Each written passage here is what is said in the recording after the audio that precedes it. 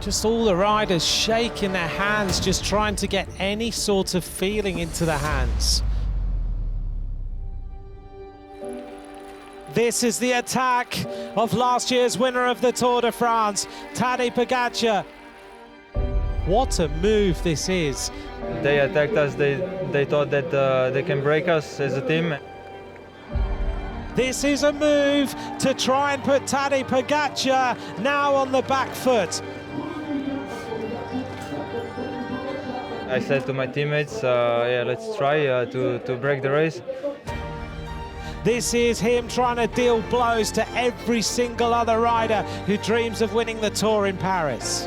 Tadej Pogačar has ripped through the Tour de France like a tornado, and he crosses the line and will be the yellow jersey tonight.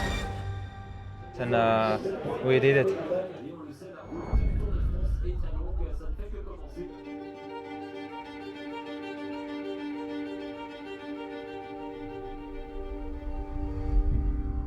Another big day in the Alps on stage 9 of the Tour de France, and Roglic wasn't the only man to leave the race today. Unfortunately, I will not start today. Mathieu van der Poel points to the sky. We decided with the team that it's in my best interest to quit the race and focus on the Olympics now. Alors ça c'est lourd, ça. Ça c'est lourd. Ça c'est lourd. Ça c'est très lourd. 4,500 metres of climbing squeezed into 145 kilometres, with the Col de Cézanne, the Col de Pré and the Courmet de Roseland before a summit finish to Tignes. Tadej Pogačar was happy to sit back and defend his yellow jersey after his sensational performance yesterday. UAE Team Emirates letting a big breakaway go shortly before the intermediate sprints. Sonny Colbrelli and Michael Matthews going head-to-head, with Mark Cavendish already dropped from the main peloton. Move across the road, Colbrelli gets up to take it, Colbrelli squeezes through, Matthews is second. A group of around 40 riders now off the front and already thinking about a prestigious stage win. Wout Poels was in there, the Dutchman attacking on the Col de Cézanne. Poels is looking for the maximum points at the top, he looks around to see what damage he's doing. Nairo Quintana, one of several riders chasing Poels down and even going for the points as well. Well, Poels just in front of him. The Colombian comes up on his wheel. Is he going to get there? Oh, throwing their bike at the line on the top of the King of the Mountain. Quintana and Poels were soon joined by Ben O'Connor, Mike Woods and Sergio Higuita before the race's first Hors category climb, the Col de Pré. Lucas Hamilton also catching up to make it 6 men at the front. But the King of the Mountains couldn't stay with them. Poels gone, and the next man to crack was Hamilton. The yellow jersey group now 7 minutes behind the leader, with Wout van Aert, Pogačar's closest GC rival, distanced on the Col de Pré on another lovely day for a bike ride. Quintana going solo shortly before the summit. And Quintana now kicks and kicks hard. This is a big acceleration. There was a short descent before attacking the Courmet de Roseland, giving O'Connor and Higuita the chance to catch up to Quintana. The Australian was now the virtual race leader on the road, some 8.5 minutes clear of the yellow jersey group.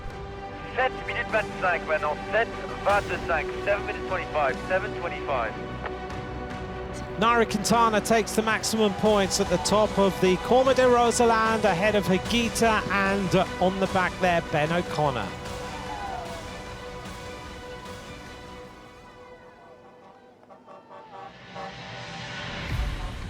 And so onto the longest climb of this year's race, the 21-kilometre haul up to Tignes, which would have featured on the Tour in 2019, but for some untimely mudslides.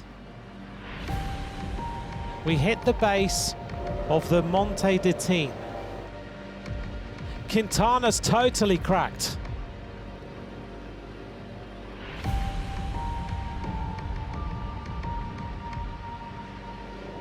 Here we go, an attack. Here goes Ben O'Connor. The rider from Agi Désert Citroën gets rid of Sergio Higuita. The Colombians have tried to outwit him and outdo him today, but this rider is having the day of his life.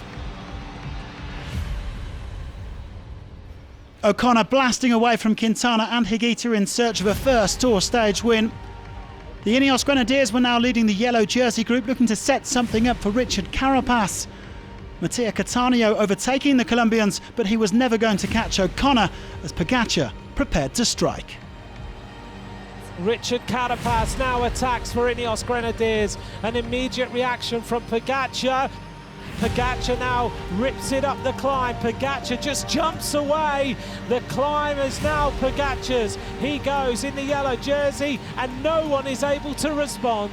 And the best form of defence is to attack. Tornado Taddy has gone clear on the climb to Tignes. He has absolutely accelerated flat out to get rid of these riders. Gaudu is in trouble now.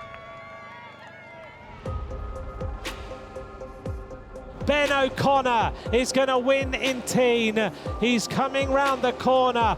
What a climb to Tignes. What a stage. Ben O'Connor, debut Tour de France. He wins the stage and he will move up into, I think, second in the Tour de France.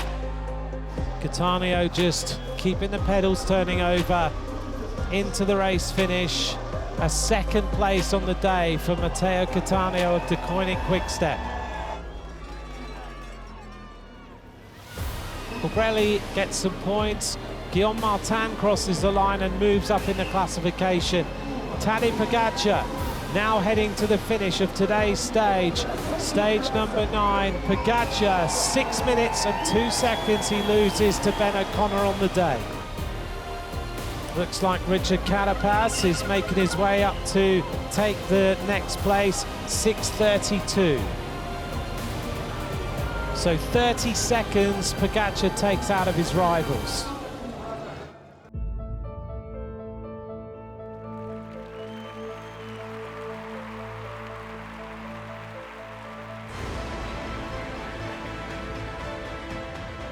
It's mind-blowing.